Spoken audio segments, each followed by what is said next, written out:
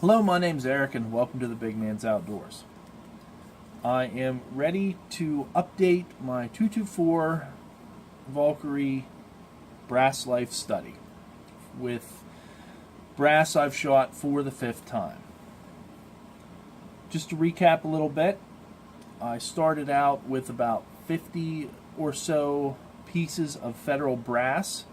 They had come from factory loaded ammo that I had initially bought and shot through my rifle, and then I've been using them to reload ever since. So let's go ahead and jump right in and take a look at this brass. I guess we're playing a little bit of reloading tray survivor at the moment to see who gets voted off the reloading tray. This time around I've got 40 pieces of brass. I lost a couple, one or two or so, going between the 4th and the 5th shot. But of this group, I have 40 pieces that I've collected, and I've got 8 that are dropping out with bad primer pockets. So those 8 get voted off the island, and I've got 5 out of this batch that have the blown out case neck, the split that ended up there. So I'm going to end up dropping 13 pieces of brass out of this batch, which leaves me with 27.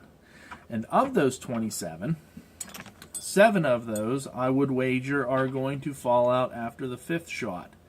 The primer pockets are just still a little, not enough that the no-go gauge goes the whole way in, but she is starting to a little bit, and that's usually a sign that that's the last firing for that piece of brass. So I got about 7 that are probably going to go next time, and 20 that are still hanging in there. This is the most I've lost in one firing. Usually I'm dropping about 5 or 6 per load, or per firing, I guess. But we're going to drop out 13 this time. I'm curious to see again if I will get the 7 that I think are going to fall out. If when I'm done with this, if I'm starting out with 27 of those ones that I get back, how many of those will drop out? Like I said, I really feel like 7 will. Now, the other thing to note is, of the 5 that are dropping out because of the neck, their primer pockets are tight. They would have, if the neck hadn't split, they would be in the moving forward bit. But it's not just primer pockets. You get some other things happening. I wish I knew the difference between the ones that are holding on and the ones that are falling out.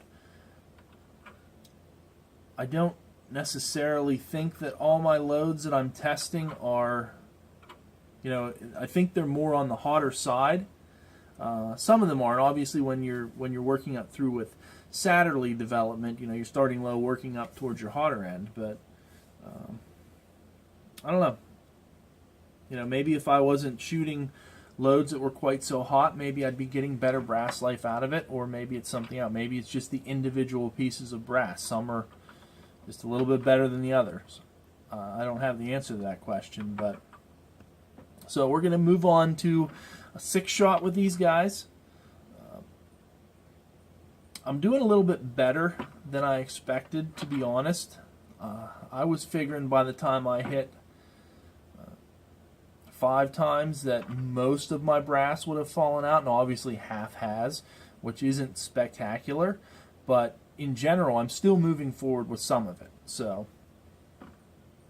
and if I knew the answer as to why some things are better than others, maybe you could zero in on that. But again, we will continue on with this as we reload these 27 and shoot them again. Obviously, it won't take as long because we've only got 27 now, and the amount of times that you can, your sample size is getting smaller.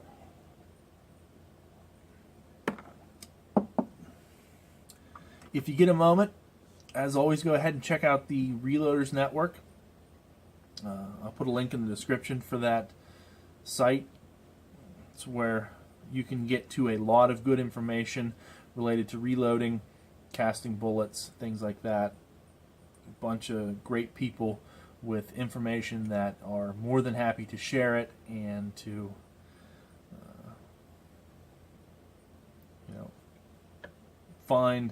you'll be able to find all kinds of good information related to reloading, casting bullets, and so on and so forth.